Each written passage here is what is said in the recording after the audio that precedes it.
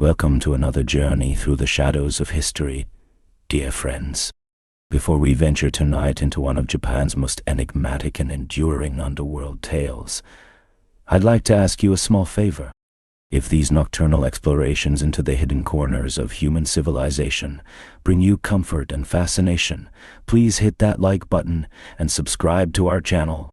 It helps other restless souls discover these midnight wanderings through the darker tapestries of our shared past. And it lets me know you are finding solace in these whispered chronicles from the edges of respectability. Now settle in comfortably as we drift back through the mists of time, to witness not just crime and punishment, but the extraordinary story of how Japan's most notorious criminal organizations evolved from wandering outcasts into a shadow empire that has endured for over 4 centuries. Close your eyes and let yourself journey to a world where honor and violence dance together in the moonlight, where ancient codes of loyalty clash with modern realities, and where the line between protector and predator blurs like smoke in a dimly lit gambling den. Tonight, I invite you to explore the complex saga of the Yakuza, a story that goes far beyond Hollywood stereotypes and sensational headlines. From the dusty roads of feudal Japan to the neon-lit streets of modern Tokyo, from humble dice games to billion-dollar enterprises, we'll discover how these shadow clans became an integral part of Japanese society while remaining forever on its margins. Let me guide you through this labyrinthine tale of ritual and violence, tradition and adaptation, as we uncover the hidden history of Japan's most enduring criminal brotherhood. The story begins in the chaos of Japan's Edo period, when the rigid social order of the Tokugawa shogunate left many people struggling to survive on society's fringes. In this world of strict hierarchies and prescribed roles, 2 groups of outcasts would eventually give birth to what we now know as the Yakuza. The first were the tekiya, itinerant peddlers, who sold everything from medicines to trinkets at festivals and markets throughout the Japanese archipelago. These wandering merchants developed their own codes of conduct, territorial agreements, and protection systems to survive in a world that viewed them with suspicion and contempt. The second group were the bakuto, professional gamblers who operated dice and card games in the shadows of Japanese society. Unlike the tekiya, who at least provided legitimate goods and services, the bakuto lived entirely outside the law, running illegal gambling dens and lending money at ruinous interest rates. Both groups developed hierarchical organizations based on the Oyabun Kobun system, a pseudo-familial structure where older members acted as fathers to younger subordinates, creating bonds of loyalty that transcended blood relationships. These early criminal organizations adopted many of the symbols and rituals that would define Yakuza culture for centuries to come. The practice of full-body tattooing, known as irizumi, began among the bakuto as a way to demonstrate commitment to their outlaw lifestyle. These elaborate designs, featuring dragons, demons, and mythological creatures, required months or even years to complete and marked their bearers as permanently outside mainstream society. The painful process of receiving these tattoos was itself a form of initiation, proving that the recipient had the courage and dedication necessary for a life of crime. Another defining tradition that emerged during this period was yubitsume, the ritual amputation of fingertips as a form of apology or penance. When a Yakuza member failed in his duties or brought shame upon his organization, he would cut off the tip of his little finger and present it to his superior as a token of remorse. This practice served multiple purposes, weakening the offender's grip on a sword, while demonstrating his commitment to making amends for his failures. The very name Yakuza comes from the losing hand in the card game, Oicho Kabu, where drawing an 8, 9, and 3 totaled 20, the worst possible combination. This self-deprecating nickname reflected how these criminal organizations saw themselves as society's losers and misfits, embracing their status as outsiders and outcasts. Yet within this identity of failure and marginalization, they developed a complex code of honor that emphasized loyalty, duty, and protection of the weak. As Japan entered the modern era following the Meiji Restoration of 1868, these criminal organizations found themselves adapting to rapidly changing circumstances. The new government's modernization efforts outlawed many traditional practices, including tattooing and gambling, driving these groups further underground. However, the social upheaval of modernization also created new opportunities for those willing to operate outside the law. The Yakuza began expanding into labor contracting, strike-breaking, and protection services for legitimate businesses. During this period of transformation, one organization would emerge to dominate the Yakuza landscape for over a century. In 1915, a man named Harukichi Yamaguchi founded a labor union for dock workers in the port city of Kobe. What began as a legitimate organization to protect workers' rights gradually evolved into something far more sinister. Under the leadership of Harukichi's successors, particularly the legendary Kazuo Taoka, the Yamaguchi Gumi would grow from a small gang of dock workers into Japan's largest and most powerful criminal organization. Taoka, who led the Yamaguchi Gumi from 1946 to 1981, revolutionized Yakuza operations by adopting corporate-style management techniques and expanding into new areas of criminal enterprise. He established a strict hierarchy with clear chains of command, created detailed operational procedures, and began keeping meticulous records of the organization's activities. Under his leadership, the Yamaguchi Gumi diversified into construction, entertainment, real estate, and financial services, blurring the lines between legitimate business and criminal activity. The devastation of World War II created unprecedented opportunities for Yakuza expansion. As Japan lay in ruins, with its cities destroyed and its population facing starvation, normal social institutions collapsed. In this chaos, the Yakuza stepped in to fill the vacuum left by ineffective government services. They controlled black markets that provided essential goods to desperate civilians, organized labor for reconstruction projects, and maintained order in areas where police presence was minimal or non-existent. The American occupation authorities focused on preventing the spread of communism and rebuilding Japan as a democratic ally, often turned a blind eye to Yakuza activities. In some cases, they actively collaborated with these criminal organizations, using them to break up communist-led labor strikes and maintain social stability. This tacit cooperation between occupation forces and the Yakuza gave these criminal organizations unprecedented legitimacy and resources during the crucial early years of post-war reconstruction. As Japan's economy began its miraculous recovery in the 1950s and 1960s, the Yakuza found themselves perfectly positioned to exploit new opportunities. They invested heavily in the construction industry, skimming profits from the massive building projects that transformed Japanese cities. They expanded into the entertainment districts that catered to Japan's growing middle class, operating bars, nightclubs, and other establishments that existed in the gray areas between legal and illegal commerce. The Yakuza also became major players in Japan's financial markets, using their connections and intimidation tactics to manipulate stock prices and engage in sophisticated fraud schemes. They developed close relationships with legitimate businesses, providing services ranging from debt collection to corporate extortion. Many respectable companies found it easier to pay Yakuza protection money than to deal with the disruption and negative publicity that could result from crossing these criminal organizations. By the 1960s, police estimates suggested that Yakuza membership had reached its historical peak of over 180,000 individuals, organized into thousands of separate groups. The three largest organizations, the Yamaguchi Gumi, Sumiyoshi Kai, and Inagawa Kai, had absorbed many smaller gangs and established territories that covered much of Japan. These massive criminal confederations operated with a level of openness that would be unthinkable in most other countries, maintaining headquarters with visible signs and publishing magazines that celebrated their activities and promoted their leaders.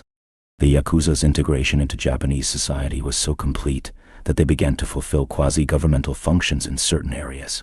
They mediated disputes between businesses, provided security for public events, and even engaged in disaster relief efforts. When the Great Hanshin earthquake devastated Kobe in 1995, Yamaguchi Gumi members were among the first responders, organizing relief convoys and distributing supplies to victims faster than official government agencies. However, This golden age of Yakuza power began to wane as Japan's economic bubble burst in the early 1990s. The collapse of asset prices devastated the real estate and stock market investments that had made many Yakuza groups wealthy.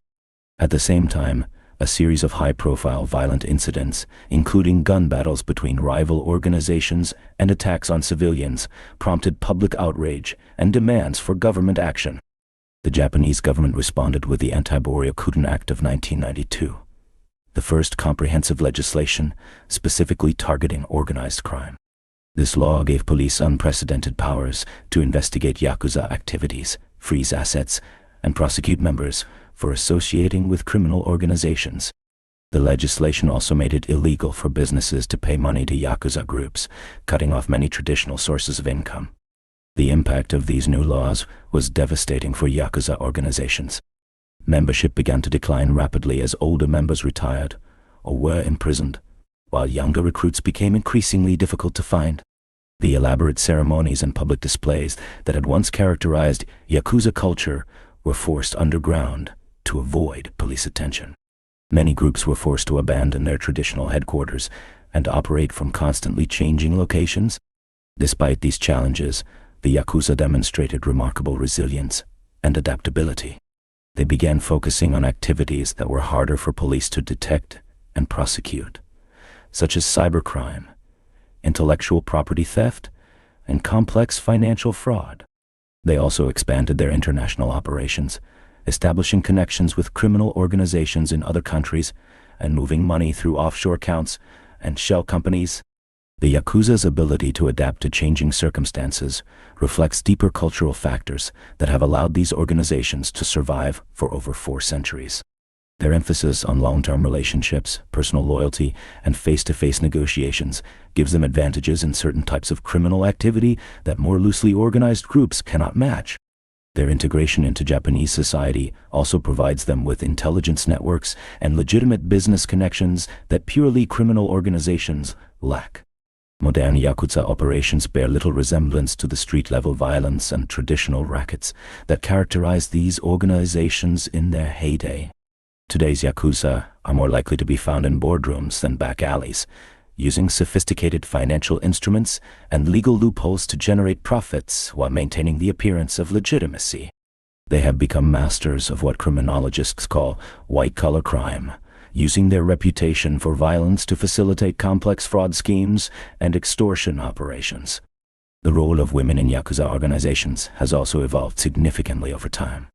While these groups remain fundamentally male-dominated, the wives and daughters of Yakuza leaders have always played important behind-the-scenes roles. They manage finances, provide intelligence, and sometimes even run operations when their male relatives are imprisoned or killed.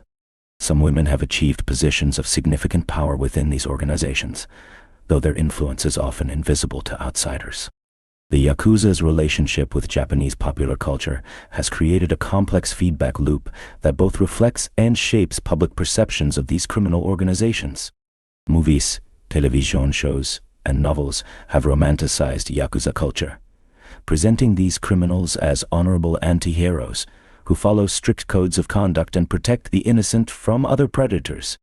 This mythologized version of Yakuza culture has influenced how these organizations see themselves and how they present themselves to the public. The ritualistic aspects of Yakuza culture continue to play important roles in maintaining group cohesion and identity. The elaborate tattooing traditions, sake-sharing ceremonies, and formal hierarchies serve as bonding mechanisms that create strong emotional attachments between members. These rituals also help distinguish Yakuza groups from other criminal organizations, creating a sense of special identity and purpose that transcends mere profit-seeking. As Japan has become increasingly integrated into the global economy, Yakuza organizations have followed suit by establishing international operations and partnerships. They have developed relationships with Chinese triads, Russian organized crime groups, and other criminal organizations around the world. These international connections have allowed them to engage in human trafficking, drug smuggling, and money laundering on a scale that would be impossible for purely domestic criminal groups. The Yakuza's involvement in Japan's financial system has also taken on new dimensions in the era of global capital flows. They have become skilled at exploiting regulatory differences between countries, moving money through complex networks of legitimate and illegitimate businesses. Their activities in this area have sometimes intersected with those of terrorist organizations and other groups that threaten international security. Despite all these changes and adaptations, certain fundamental aspects of Yakuza culture remain constant. The emphasis on personal relationships, the importance of face and reputation, and the complex codes of honor that govern interactions between members continue to define these organizations. These cultural elements give the Yakuza a distinctive character that sets them apart from other criminal groups and helps explain their remarkable longevity. The Japanese government's efforts to combat Yakuza influence have achieved mixed results. While membership in these organizations has declined significantly and their most visible activities have been curtailed, they continue to adapt and find new ways to generate profits. The challenge for law enforcement is that the Yakuza's deep integration into Japanese society makes it difficult to eliminate them without disrupting many legitimate businesses and social institutions. The future of the Yakuza remains uncertain as Japan continues to grapple with economic stagnation, demographic decline, and changing social values. Younger generations of Japanese are less willing to accept the traditional arrangements that allowed these criminal organizations to flourish. At the same time, new forms of crime, enabled by technology and globalization, create opportunities for innovative criminal enterprises. What seems certain is that the Yakuza will continue to evolve and adapt, just as they have for over 4 centuries. Their ability to survive periods of intense persecution and social change demonstrates a remarkable resilience that reflects deeper aspects of Japanese culture and society. Whether they will ultimately fade away as Japan modernizes further or find new ways to remain relevant in a changing world remains to be seen. The story of the Yakuza offers profound insights into the nature of crime, social order, and cultural adaptation.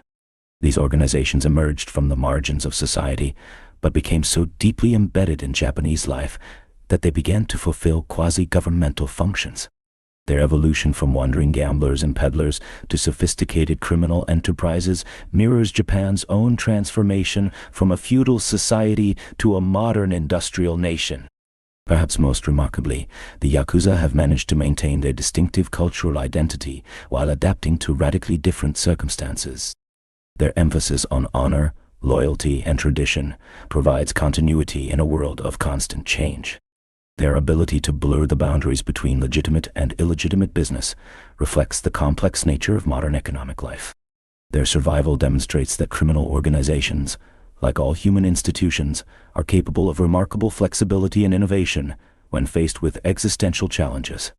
As you drift towards sleep tonight, consider the paradox of these shadow organizations that have thrived for centuries on the margins of one of the world's most orderly societies. Their story reminds us that the boundaries between order and chaos, legitimate and illegitimate, protector and predator, are often more fluid than we might imagine. In the flickering neon light of Japan's entertainment districts and the quiet offices of its financial centers, the legacy of the Yakuza continues to shape the hidden currents of modern life.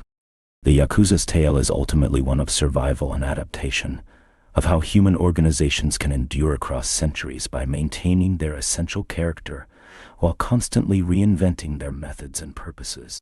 Their story illuminates the complex relationship between tradition and modernity, between individual loyalty and social order, between the official world of law and government and the shadowy realm of crime and violence that exists parallel to it. Sweet dreams. And remember that the Yakuza legacy lives on in every act of loyalty that transcends legal boundaries, every code of honor that governs relationships outside official institutions, and every reminder that beneath the surface of civilized society run deeper currents of human nature that no law can fully contain. Their story teaches us that the most enduring human institutions are those that adapt to change while preserving their essential spirit, finding new ways to serve human needs even when those needs exist outside the bounds of conventional morality.